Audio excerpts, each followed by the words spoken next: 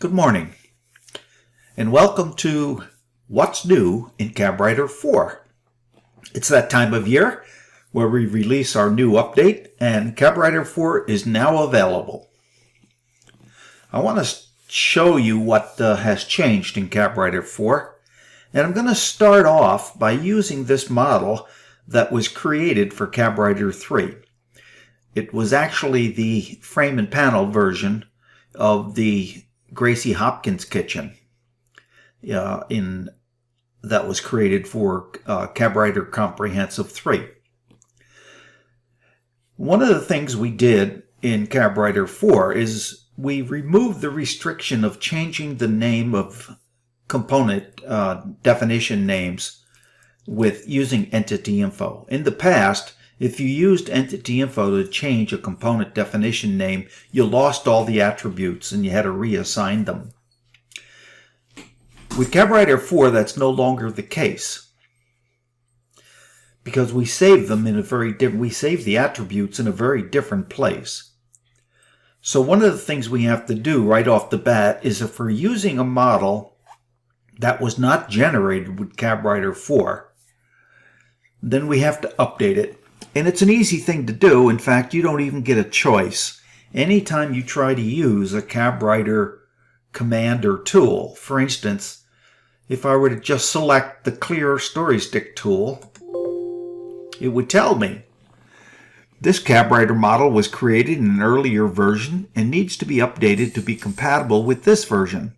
It is suggested that you save a backup of that current model before updating. So one of the things you might want to do at this point is just say OK without selecting yes for either of these two. Just say OK. Save your model under another archive name, and then come back and do this again. And this time what I'm going to do is I'm going to say yes, I want to update the model, and I also want to update any defaults. And I will say OK. Now this takes a while, so be patient.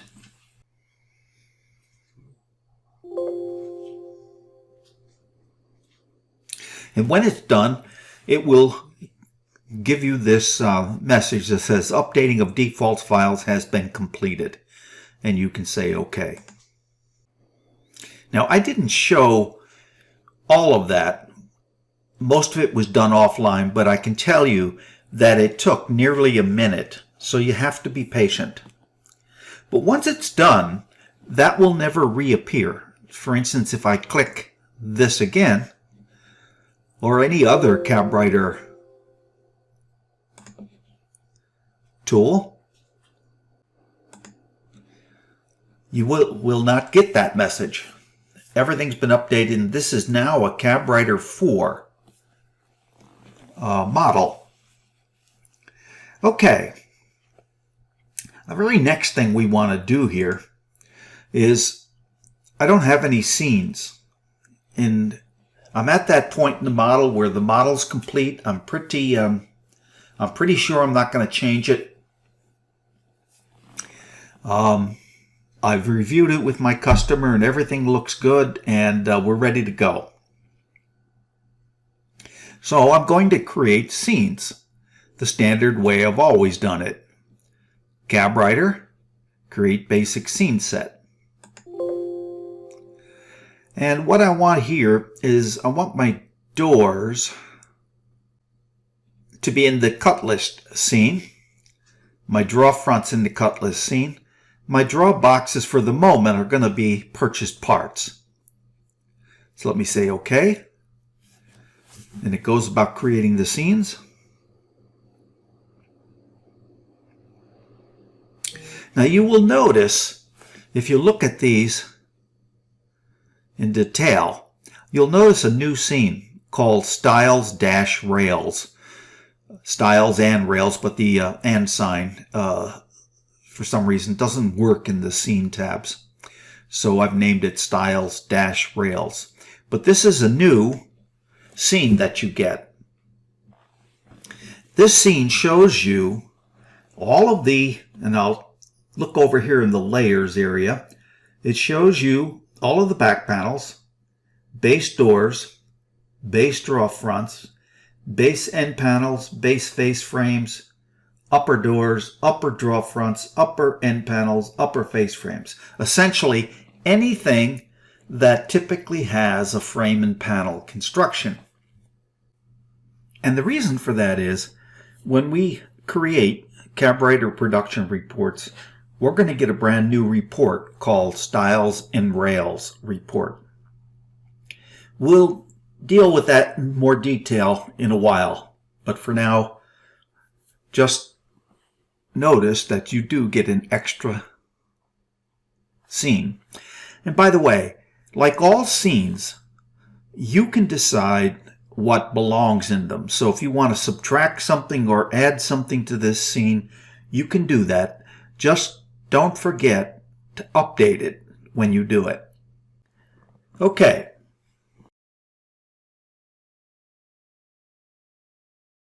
There are quite a few changes to CabWriter production documentation, so let's just go through that. Let's choose File, CabWriter production documentation. Right away we get a new dialog box.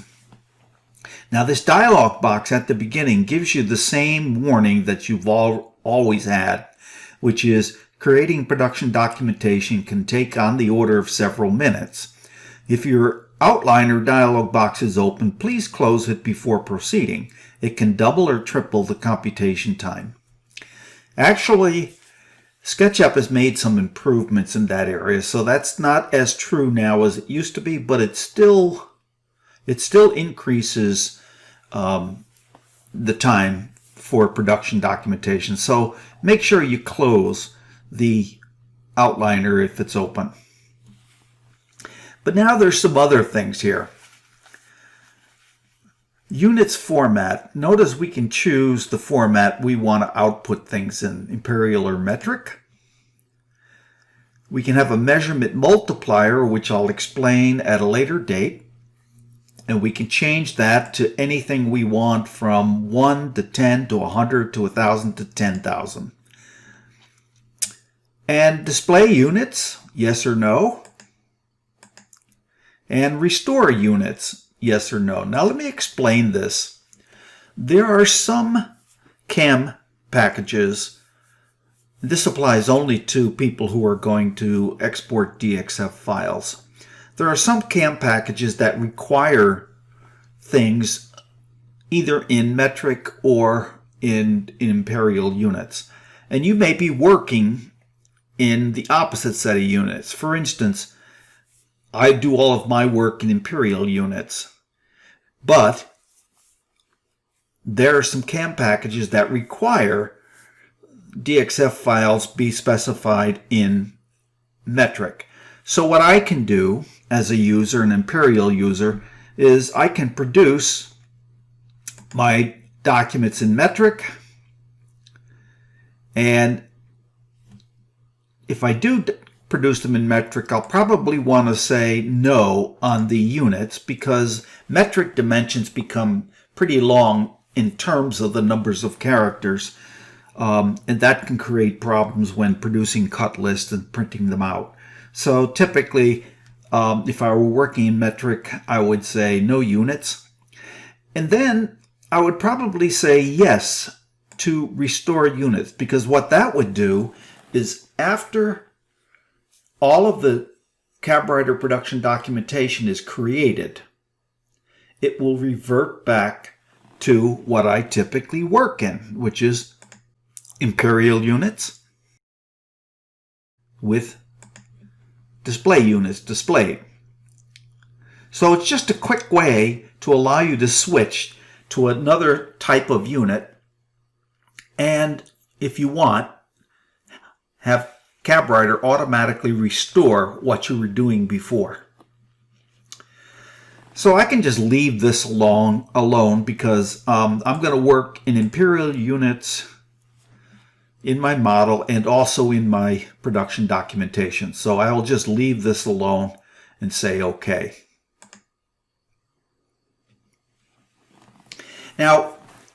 There's a number of changes to the production documentation dialog box. One of them right away, you might notice, is the style and rail report, which at the moment is pointing to the style-rail scene, this new scene I just told you about. And we're going to go through that in detail in a few minutes. Our cut list report is going to use the cut list scene. Now I want to say something about the cut list report. The cut list report should include any part and all parts that are going to be used in other reports. For instance, if you want a styles and rails report, then make sure that styles and rails are included not only in the styles and rails scene, but included in the cut list scene. Because you need to generate things like subassembly information and part number. Part numbers are not part of the attributes. They're assigned when CabWriter produces the production documentation report. So make sure any parts that are going to be included in any other report are also included in whatever scene you use for the cut list report. It may not be the cut list scene. You might want to use, for instance, the perspective scene. The perspective scene has a whole bunch of stuff in it, including my crown molding and things like, well, it doesn't actually, but it could. It could include my crown molding and things like that. So whatever scene you use here, and I'm going to go back to the cut list scene. Whatever scene you use here, make sure it includes the things that are going to be in other reports. And since I'm going to produce DXFs, I have a DXF scene, and I choose that here. Now I've got two sections down here, one called Select Purchase Parts Report and Select Milled Parts Report. Purchase parts can be anything from draw fronts to doors to draw boxes and things like that. The only thing I'm going to purchase in this model is the draw boxes. I'm actually going to cut the, I'm going to make my own draw fronts and door fronts in my shop. So that means I'm going to be milling them. So in the Select Mill Parts report, I'm going to select a Styles and Rails report. And it's a pretty useful report in my mind. I'm also going to request a spreadsheet compatible cut list and a DXF by material name and thickness report, or set of files actually. And you'll see in a moment that the types of files that are produced, DXF files that are produced, number about 4 types, and we'll go through those. I'm not going to use a cut list bridge report, and you'll see why in a moment. So no cut list plus FX report, and you'll see why in a moment. Now here's something over here that is new. Notice we now have 10 lines where we can specify things for a label. If, for instance, we choose in this label format, if we choose let's say a standard Styles and Rails Avery 5160, what that means is when the Styles and Rails report is generated, I'll also be able to print out labels for the Styles and Rails report. And again, I'm going to ask you to hold off until we describe that in detail.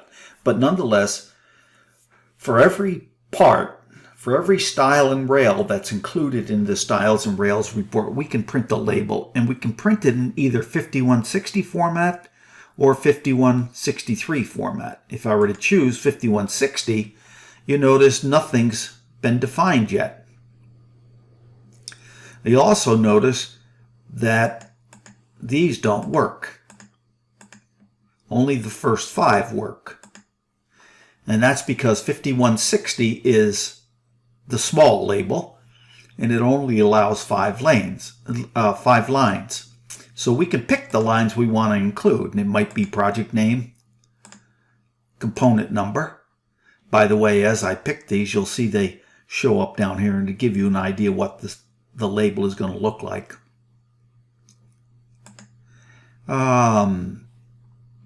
Probably a description. And then maybe, how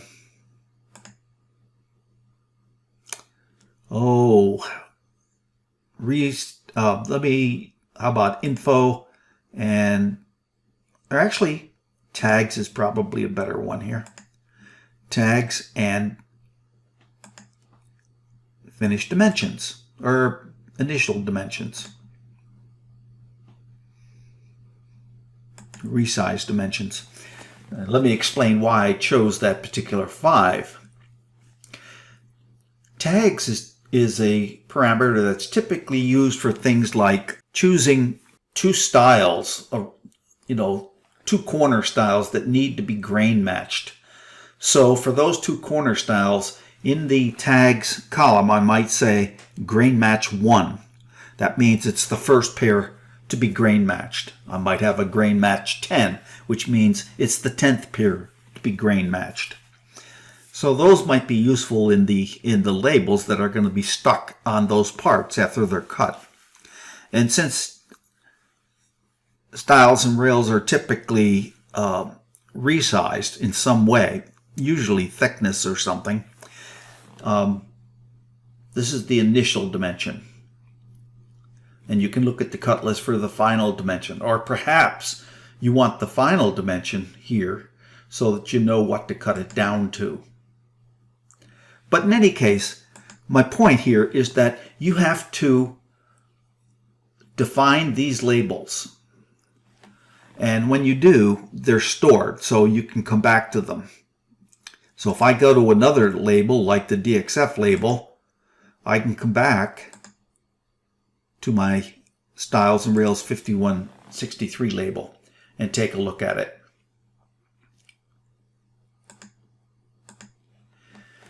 Now, if I haven't created cut lists yet, if this model is a brand new model and no cut list has ever been produced for it, I'll get a message saying a cut list has not been produced that includes these parts. That's just a warning message. You can just say okay and ignore it. Because, like I said, things like component number aren't generated until a cut list is produced. So you can't create a label that includes that if the cut list hasn't been produced. So once I've defined these labels and stored them away, I can then use them. I can choose down here for my stiles and rails. I can choose the 5163 and look at the print preview, and that's what it looks like. This isn't the whole sheet, it's just a portion of the sheet. And now I can print those using the Print Labels button. Okay, so now I've selected everything I want here. I'm going to generate the cut list and all of the other documentation. All I need to do is say create reports and be patient. Okay, so all of the reports are finished, and it tells me where it put them. And I'll want to write that down or remember it or something. But in my case, it's on my desktop under CabWriter 3 Comprehensive.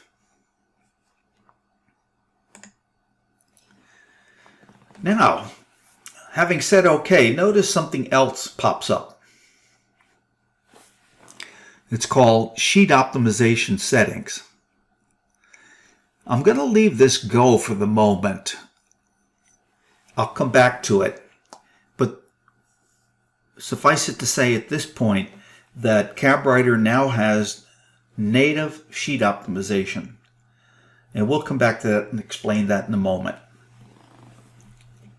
So I'll just close this. Now I want to look at the reports I just generated because I want to explain the Stiles and Rails reports. I opened up the folder where all of my reports have been placed, and given the selection I made for the reports I wanted created, here's the results.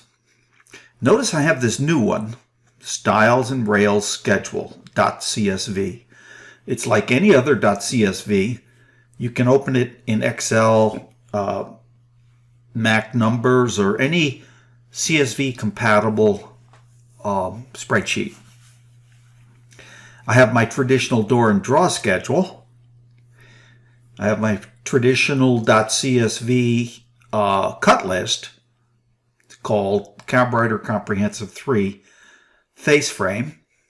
And I also have a folder with 3 types of DXF files. Now, there will be a 4th type soon, and I'll explain that later, but I just wanted to mention that there are 3 types now, and we'll add a 4th type here in a moment. But this is what we really want to look at, the Stiles and Rails report. So let me open that. And I'm opening it in OpenOffice. I could open it in Excel or what have you, but I'm opening it in OpenOffice Calc. And so right off the bat, what I have is the Stiles and Rails schedule. It gives me the project name, customer name if I included it, a timestamp that it was generated. And it gives me 2 schedules. First, the RIP schedule, and then the crosscut schedule. The RIP schedule broken down, and let me just, okay, the RIP schedule is broken down into rough lumber material names. And I only have 1 material name in this model, but if I had 2, this might say rough lumber maple here, and then down here rough lumber cherry, and so on and so forth. But for each material name, it sorts things by thickness and width. So in other words, there are some parts that have a thickness of 27/32, and they have widths of 5 1/16. It sums up all of the parts and calculates their linear feet. So in other words, I need 6 linear feet of material that is 27/32 thick and 5 1/16 inches wide. Now here's another width, same thickness, but a different width. And I need 1 foot, linear foot of that. Yet again, another width, same thickness, 13 linear feet, so on and so forth, until it runs out of this thickness.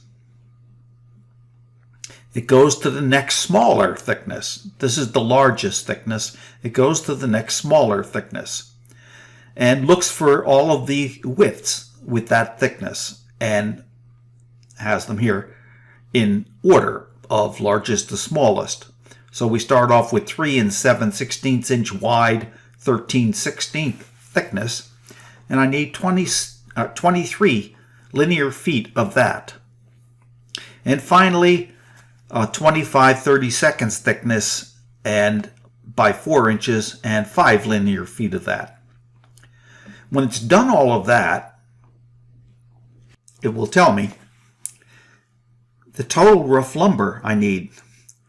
Again, here's the material name. I only need maple material in this particular model, but it'll tell me I need 63 board feet of 4/4 material and 76 board feet of 5/4 material. And again, the 5/4 material that we're looking at here is probably this material here. In fact, I'm sure it is. And the 4/4 material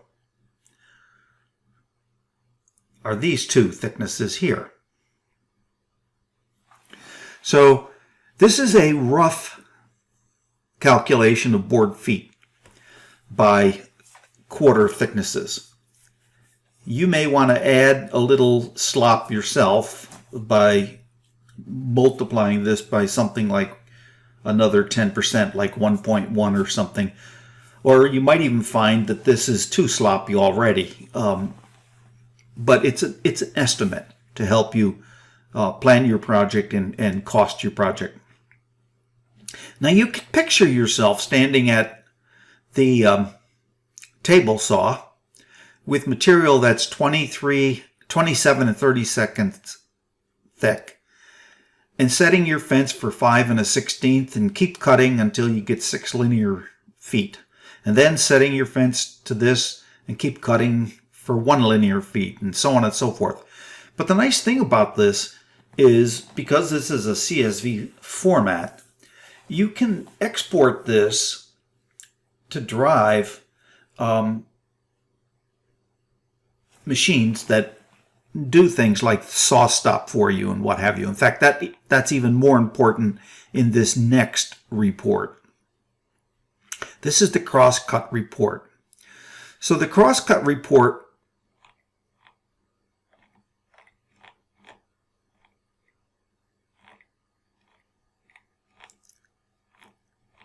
starts out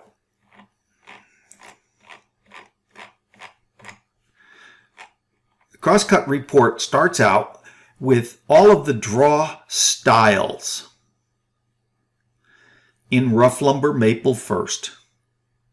And those are 1/13 of an inch, 13/16 thick. And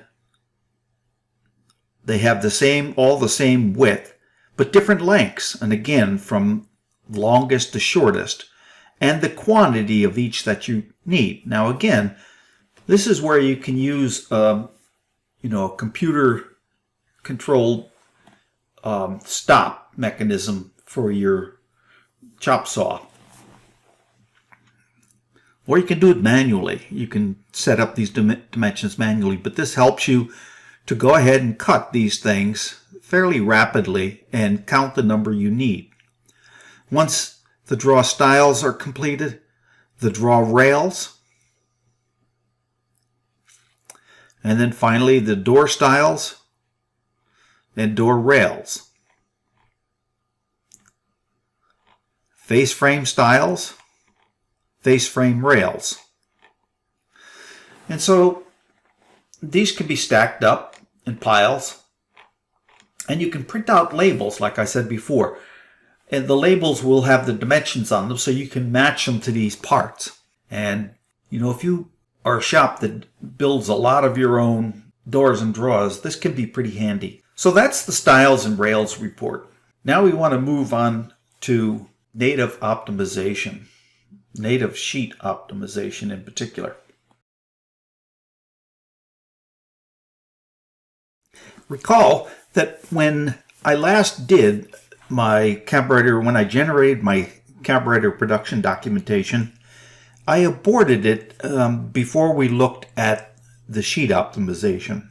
I'm going to redo CabWriter production documentation. I've made some minor changes. For instance, on the cut list, I've now added the crown molding. You can see it here if I uncheck it and bring it back. You see I've included the crown molding. And that's really all the changes I made. But I want to redo the production documentation and this time carry it all the way through. We won't recover information we've already talked about, but nonetheless we'll go through the process. So let me go to File, CabWriter Production Documentation. I'll just say OK. And let's see if I want to make any changes here. Nope, I think everything's good. So let me just do this again. Okay, so my production documentation has been created, and I'm not going to go relook at that, but I'm going to hit OK. And remember, this dialog box came up, and the last time I simply closed it. But now I want to explain what it is. This is the sheet optimization settings. There's a few things we want to look at here. First, up here is a material name and grain style. What this is all about is, for all of the material names that you have in your sheet list, in your sheet goods list, you have to choose whether or not it has grain. MDF does not have grain. It's just whatever color, white. Baltic birch does have grain, and so on and so forth. So whatever materials you're using in your project, you have to make sure that you've included whether or not it has grain. The other thing you want to do is,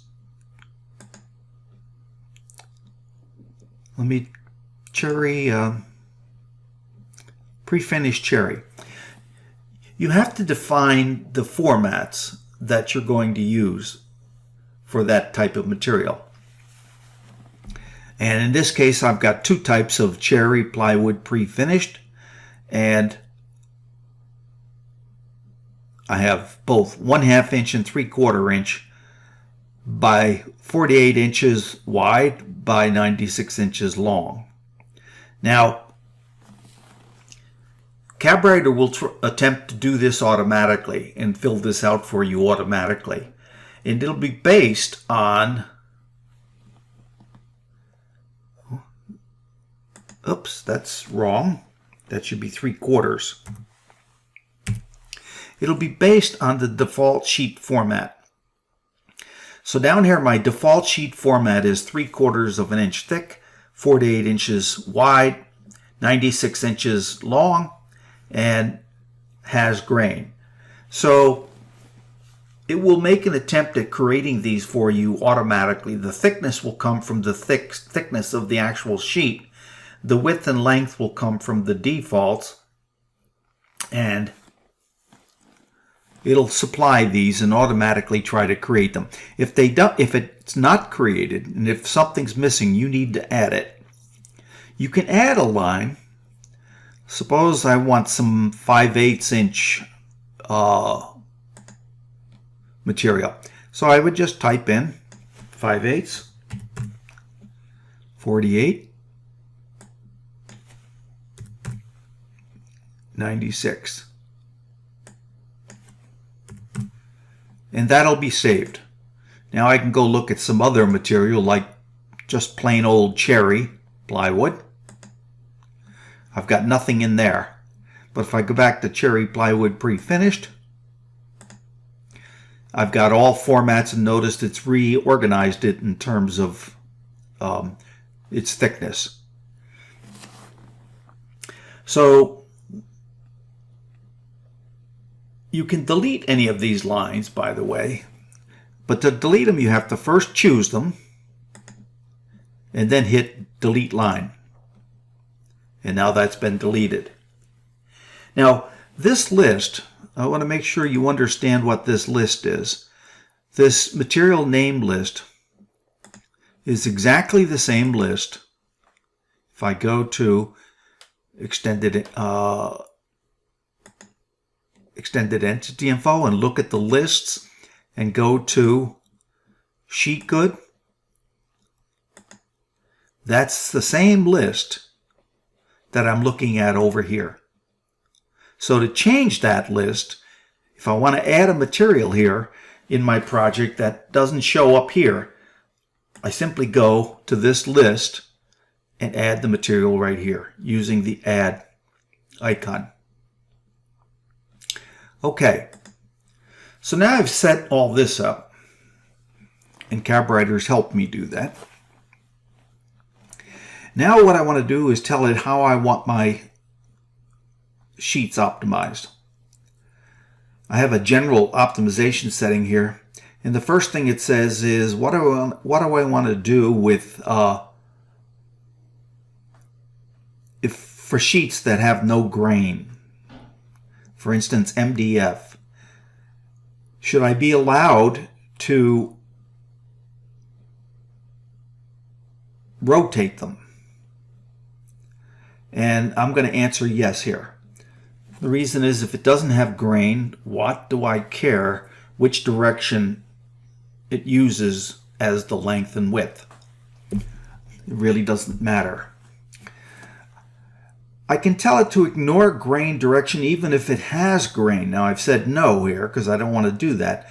But suppose you're going to use a plywood, I don't know, like birch that has grain, but you're going to paint it, so you don't care about the grain.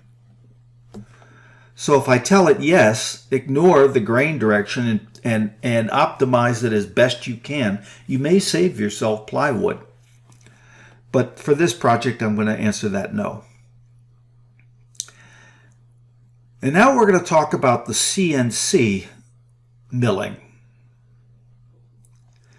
And the first thing it wants to know is, what is the edge margin? Well, if you're cutting things on a CNC machine, you know that the edges of plywood can be beat up. And so you want to waste a certain amount of plywood just to make sure that you're cutting into good plywood or milling good plywood. So what this says here is, on all four edges, we won't use the first 1/4 inch. Okay? That's the edge margin. Now there's a cutter bit that you're going to use for cutting pieces out in a sheet of plywood. And that cutter bit in our defaults is 3/8 of an inch. We want a clearance because if we're cutting, let's say, piece A, and the bit comes along and cuts the top side of piece A, but piece B is next to piece A, we don't want the bottom side of piece B to be cut without a clearance, because you may not get perfect cuts. Instead, what you want is a clearance, a little bit of a clearance between the cutter bit edge, the off edge, in other words, the side of the cutter bit that is not being cut, and the adjacent part. We want a clearance there. So that's what this clearance is. Now I can choose how I want to cut this. And for CNC machines, you don't want to worry about rip cuts versus cross cuts. You just want the optimum.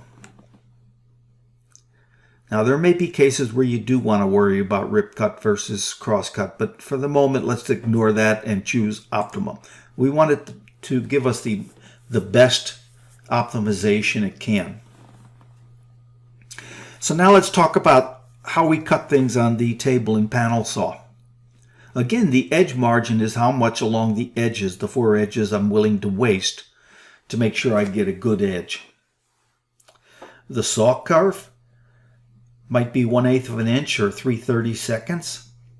And again, I want there to be a little bit of a clearance between the edge that I'm cutting and any parts that might be next to it. And again, I use the 1/8 inch clearance.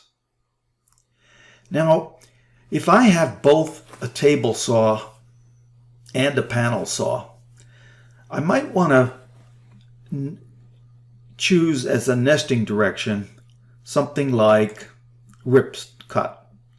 And what that will do is it'll optimize the sheets such that the first major cuts are in the lengthwise direction, and indicating that I'm going to make those first cuts on a table saw.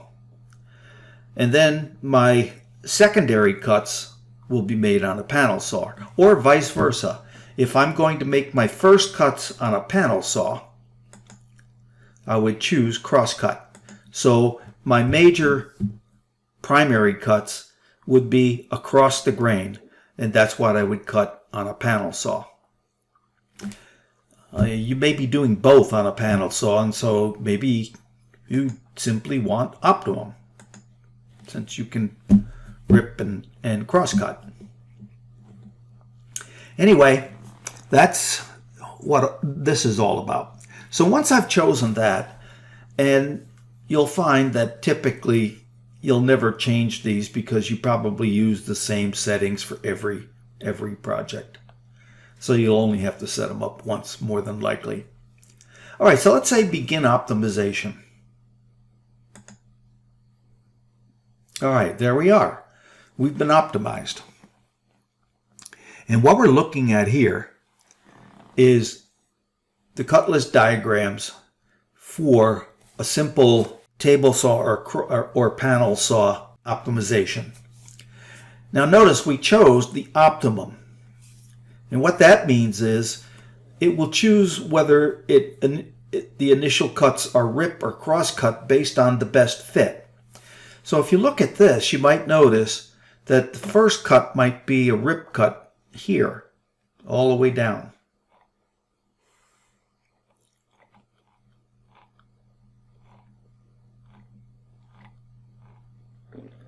That's not true here. You won't find a rip cut where you can go all the way down. But you will find cross cuts that you can go all the way down. So it depends on how it gets the best fit. And so, like I said, if you're cutting these on a table or panel saw, you might actually want to choose cross cut or rip. If you don't and you choose optimum, you will get whatever is the best fit. And you'll see, if we look over here, we'll see that the total number of sheets are 22 sheets. It had to place 216 instances, and it was successful in placing all 216 of the 216. These were this is just a results that indicate what the setups were. The setups were that it has grain, yes. Can you rotate grainless? Yes. Ignore grain? No. Edge margin 1/4, saw kerf 1/8, and clearance 1/8. You will notice around the edges here, there's 1/4 inch around all edges, a minimum of 1/4 inch. And between, there is a 1/8 cut plus a 1/8 clearance. So you'll have a 1/4 inch distance between parts. All right, so now let's look at some of the details of this.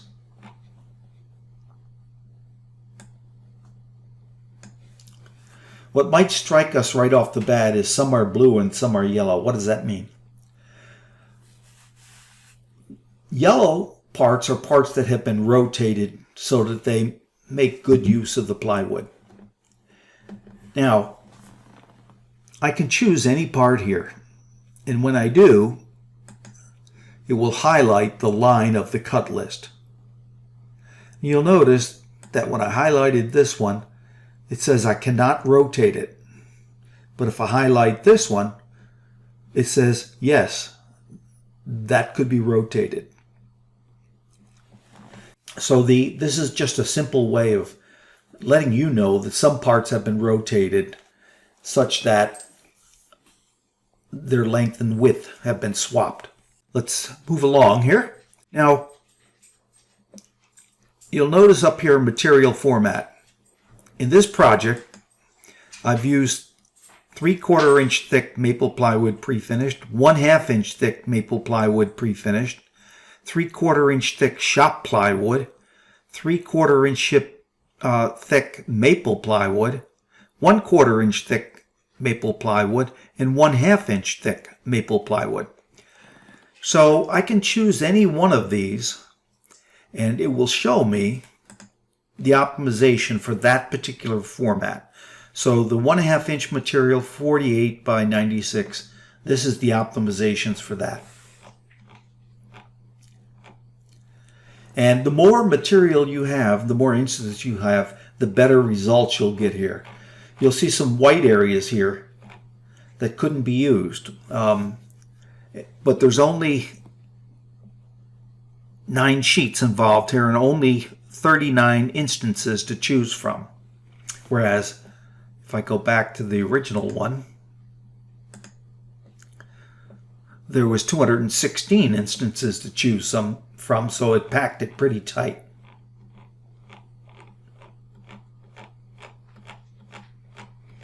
And only when you get down to the last one is there a lot of white space. So the optimization does a really good job the more parts you have to pack. But again, each one of these formats, if I look at the shop plywood, you'll notice the shop plywood's nothing but a bunch of ties and ribs for the toe kick. So each of these formats you can take a look at. Let's go back to this one. All right, so this is the cut list for anything that is 3/4 of an inch thick, 48 inches, that's going to be on material that's 48 inches by 96 inches, and the name is Maple Plywood Pre-Finished. So for that set of combinations, this is the cut list. And I can scroll down and look at the entire cut list. Or I can choose any one of the lines by simply clicking on one of the parts.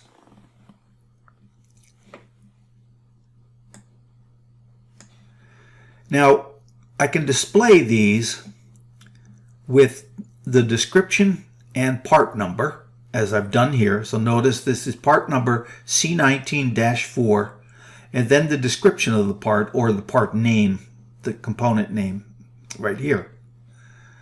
I can use just the description. Now notice there's no part number. I can use just the part number right here. Or I can use the subassembly, which I don't find terribly useful and not clear that anybody will use it, but you might, for some reason, want all of your parts labeled with just the subassembly. Let me go back to this. Now I can show the dimensions of the part by clicking this dimensions here. And the way you read this is the long dimension is shown here in the upper left-hand corner. And notice it's printed in the long dimension. This is the width printed in the vertical dimension down here in the lower right-hand corner. In rotated parts, you'll notice that the long dimension is in the lower left-hand corner and printed in the long dimension. And the width is printed horizontally, and you can see that here. All right, so that's the dimensions. If you choose info and banding, now I don't have any parts with any banding information right now, but if I did, this would show me the info information like it's showing me right here. Then there would be two vertical pipelines and followed by the banding information. It'll tell me what type of banding to use. So it'll give me two pieces of information when I choose this. If I had anything in the banding column, those would appear here. This is a summary report. Again, it tells you the initial conditions, the number of instances that you wanted to place and how successful you were. If it couldn't place an instance or more, it would show that instance right here in red. It'd say this, it would say something like, it placed 214 of 216 instances, and then it would show you the instances that didn't get placed. That might happen, for instance, if you have a toe kick, rib that is, or something, a toe kick part that's longer than 96 inches and can't fit on a sheet of plywood. It would indicate that right here. And then it goes on to tell you the efficiency of each sheet, how efficient the layout was. In other words, this one says it used 96% of the sheet and wasted only 3.8. Now, those will not add up necessarily to 100%. They do in this particular case, but they won't necessarily add up to 100%. And so for each of the 22 sheets, you have statistics. The other thing you can do now in CabWriter 4 is for each one of these formats, you can get a sheet preview. This is a summary page, and again, it's this information right here on the summary page, so you know the conditions. It will tell you the project name, the number of sheets, and the date, and it'll start with the format. This was maple plywood pre-finished 3/4 by 48 by 96. And then it'll start the cut list. This is the cut list for that format only. And then followed by the actual diagrams. And in this case, I think we had 22 sheets plus 7 sheets of cut list plus 1 overview sheet. So there was 29 sheets overall. And those can be printed. And all you have to do to print them is say sheet print. And then you get the print dialog box, and you can go from there. You can also print them into a PDF if you want, and put them in a PDF file and print them later. One reason you may want to do that, by the way, is you may want to print a PDF file for this set of conditions. Then change these conditions and print another one, and then you might do that 2 or 3 times for 2 or 3 different sets of conditions, and make a choice as to what you want to do. Okay. The other thing you can print with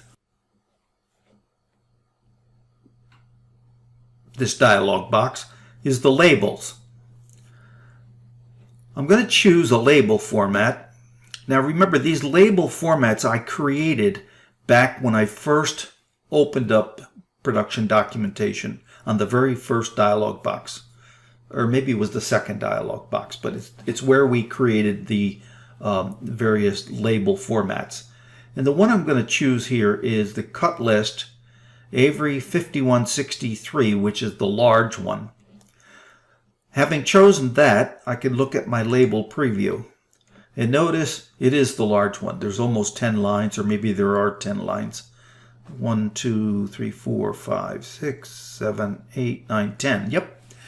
The first line will always be bolded. And the purpose of that is you might want to choose a heading that will tell you the most information, or will be the thing you're trying to look for first. The next second line will be italicized. So again, you might want to put something there that's your secondary piece of information. So in this case, PN stands for project name. This is CabWriter 3 Comprehensive. This is part C174. I'm sorry, C17. Now I want to say something about how these are printed.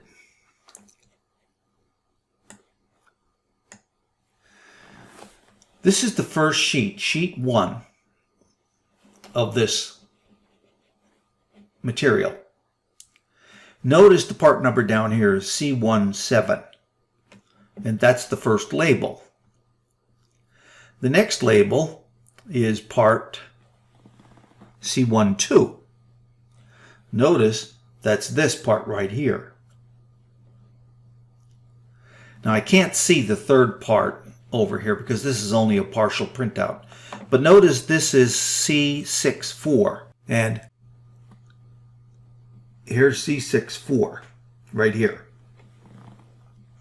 So these are printed out in the way that they're laid out, so that as you're cutting these on either the table saw or the CNC machine, you can stand there with your stack of labels and peel them off one at a time to stick them on the parts.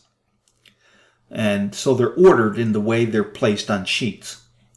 In fact, you'll notice the sheet number can even be on there. Notice this is all sheet 1. Let me print this. Label preview, label print, PDF, print, and I'll put it on my desktop and call it test.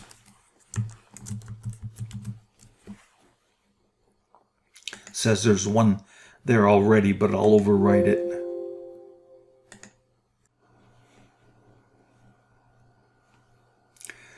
Okay, so here's the printed out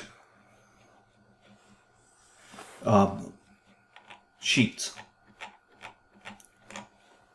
And again, you'll notice this is sheet 1, sheet 1, sheet 1, all the way down till finally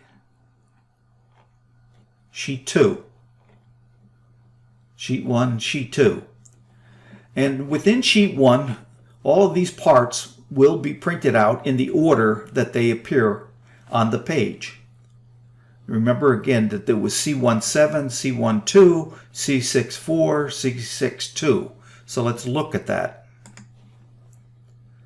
C17, C12, C64, C62. So they're laid out that way, and you just peel them off the stock and put them on the sheet. Okay, so I can close this dialog after I've looked at each and every one of these, and I may want to print out each and every one of them. You probably don't want to print out shop plywood rather, because you're probably getting your shop plywood from scrap pieces, but nonetheless you could. And so for each one of these you print out, you'll get labels with it. Notice on the shop plywood, this red, it only laid out 88 of 90. And that's because these two ties are longer, in my model, are longer than 96 inches. And so I couldn't lay them out. Now I can do a couple of things about that. I can go back and cut those ties in the model to a smaller dimension. And I'll have more parts, but they'll all fit. And I'll come back and reproduce my CabWriter documentation. But I'm not going to worry about that right now. All right, so once I've dealt with all of the sheets that I want to cut on the table saw or panel saw, I can close this, and I can close it either by closing down here or closing up here. No matter how I close it, if I have sheets that I want to cut on the CNC machine, I'll see those next. Now in this particular project, what I did was I put things on the cut list and also on the DXF scene. So both scenes have the same sheet material. So I've got duplicate plots here, which isn't what I'd normally do, but I just wanted to do that for demonstration purposes. Typically, I'd want to put on the cut list what I'm going to cut on my table saw, and on the DXF what I'm going to cut on the CNC machine. All right, so again, this is the same, although this time you'll notice that we've got the holes, and we don't have, this is all butt joints. So we don't see any joinery here. But if we had mortises or tongues or something like that in grooves, you would see those here as well. I don't happen to have those in this project. But notice this is the sink stretcher, the front sink stretcher that's been cut to allow for the sink to sit in. And notice that shape is there as well. So the actual shapes are here in the CNC plots, so that you can see if they're actually producing the correct DXF files. But otherwise, everything's the same. I can choose the formats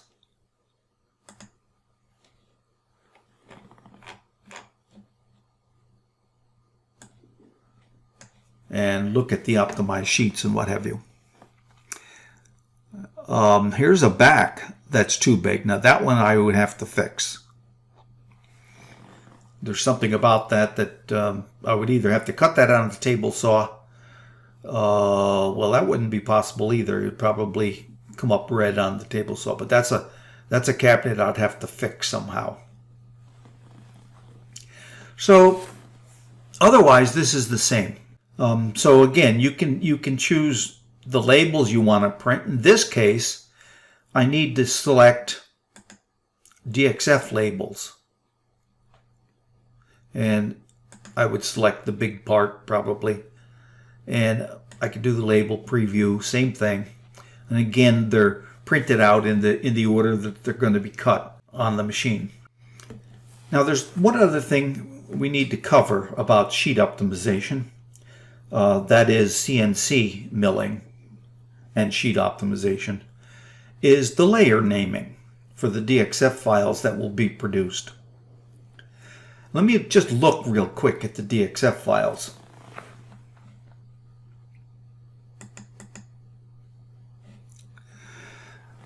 Remember before when we went into this folder, we had 3 folders. Now we have a 4th one. And this 4th one is the sheet folders. So for every material name and format, so this is maple plywood pre-finished, and if I extend this, maple plywood pre-finished, half-inch, 48 by 96. So for every material name and format, there's a folder. This is the maple plywood pre-finished 3/4, 48 by 96. This was the half by 48 by 96. And this is plain maple plywood 3/4, 48 by 96. And so for each one, there's a folder. And in the folder are individual sheets. Now, there should be 22 sheets here, and there are. If I look down here, there's 22 items in this folder. That's the number of sheets that were required to produce this material type and format. And if I click on one of these real quick,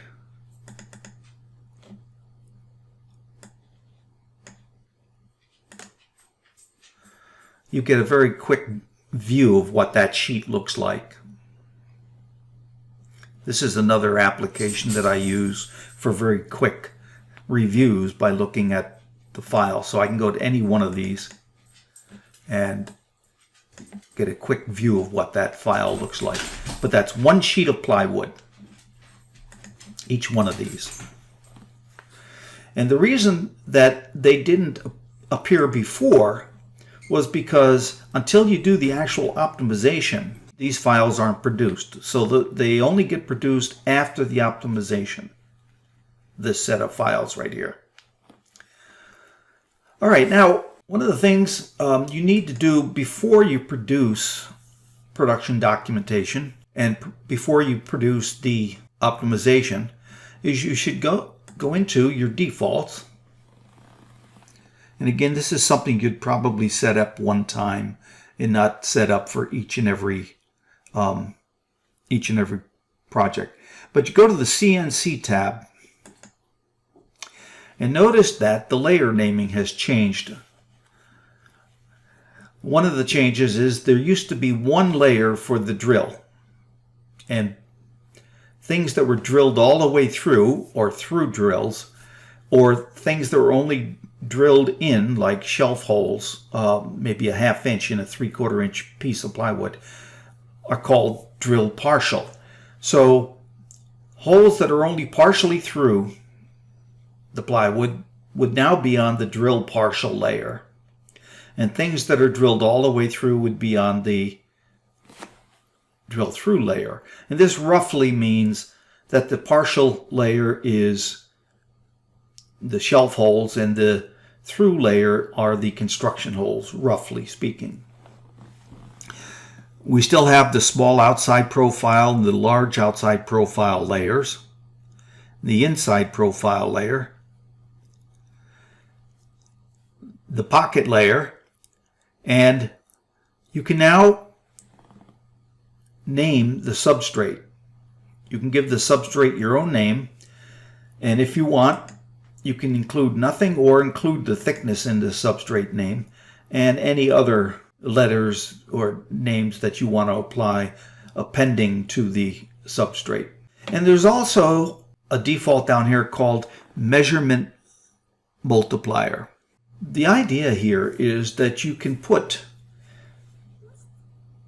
codes in here that represent instructions to the CAM program and ultimately instructions to the CNC machine to tell it how to do tool pathing. And that's very, very CAM software specific. I'm not going to demonstrate that here. I'm not going to tell you what that is. But if you're working on a BSE machine, there will be a very thick manual that tells you what codes to use and how to organize them. And we've just provided the layers and this measurement multiplier that allows you to do that. What this does is for every thickness or any other dimension you have here, it will multiply it by some multiplier. Now the default is 1, so it won't change anything. So if your thickness was 0.375, it will come out 0.375. But if you put a multiplier in here of, let's say, 10,000, which is 4 decimal points, it will take something like 0.75 and make it 7,500. Makes it a little easier to read, perhaps, on a file name or a layer name. But that's specific to the CAM program itself. So you may want to change some layer naming information between optimizations. You might have forgotten to do something and you have to do it again. So you don't have to go through the production documentation all over again. What you can simply do is with the same production documentation, you can go to File, Cut List Bridge, Sheet Optimization. And now you can change conditions. So for instance, suppose I want a 1/2 inch on the edges.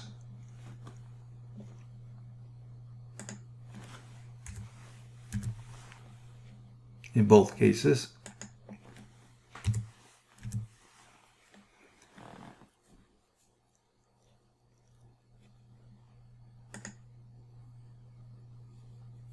Notice my edges now have a 1/2 inch.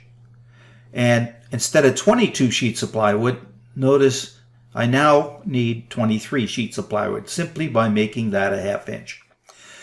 But my point here is simply that you can change any of the defaults on the CNC setup.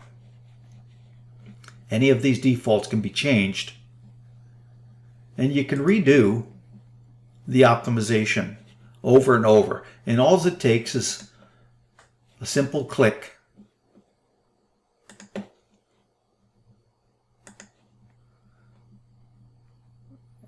of sheet optimization. And I believe that this is the end of this video. We're about 1 hour and 10 minutes, so let's end and we'll pick up in part 2. Have a good day.